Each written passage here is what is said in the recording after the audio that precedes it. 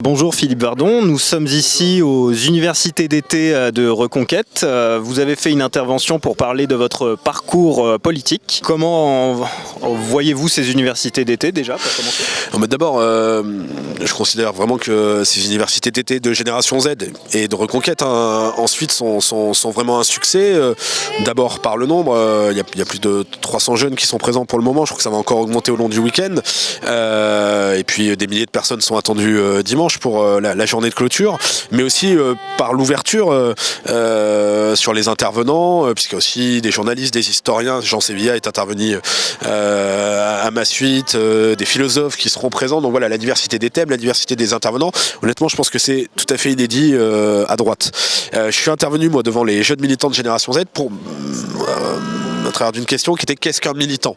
Donc effectivement avec un éclairage à travers mon parcours, puisque je suis militant depuis presque 30 ans désormais. J'étais l'un des fondateurs des Identitaires, j'ai ensuite rejoint le Rassemblement National et j'ai participé à de nombreuses campagnes. Je suis conseiller régional, je suis conseiller municipal et métropolitain de Nice. J'ai dirigé la dernière campagne de Thierry Mariani lors des élections régionales, la campagne de Jordan Bardella lors des élections européennes. Voilà, c'est sur tout ce parcours que je me suis appuyé pour essayer de répondre à cette question sur l'engagement militant avec plusieurs idées. Le militantisme comme sacerdoce, le militantisme comme engagement, le militantisme comme école de vie et le militantisme comme fierté. Avez-vous des conseils de lecture à nous proposer ?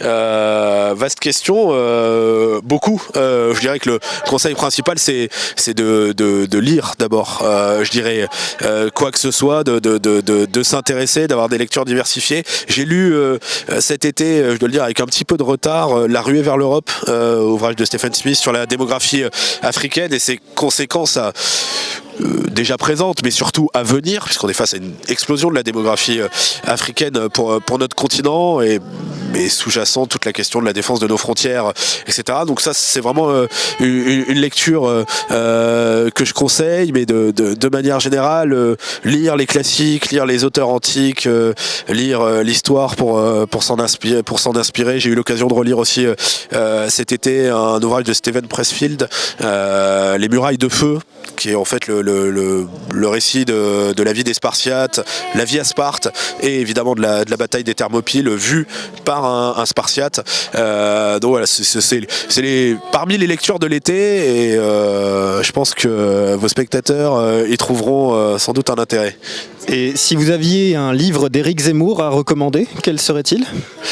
Moi, je recommanderais le premier livre d'Éric Zemmour que j'ai lu, c'est assez ancien, c'est Petit Frère, qui est un roman qui dénonce en réalité à la fois l'échec et l'imposture de l'antiracisme et dont on a eu malheureusement un écho avec l'affaire Ilan Halimi. Donc c'est une lecture assez facile puisque c'est de la fiction ou presque, mais c'est le premier livre que j'ai lu et ça m'a marqué. Et sinon, un dernier mot pour les générations futures qui vont s'engager en politique ? Ce que j'ai évoqué notamment dans mon intervention tout à l'heure, tenir bon, être fier de son engagement parce que ce que font les militants qui s'engagent pour leur patrie, pour leur peuple, pour leur civilisation, non seulement c'est bien mais c'est même beau.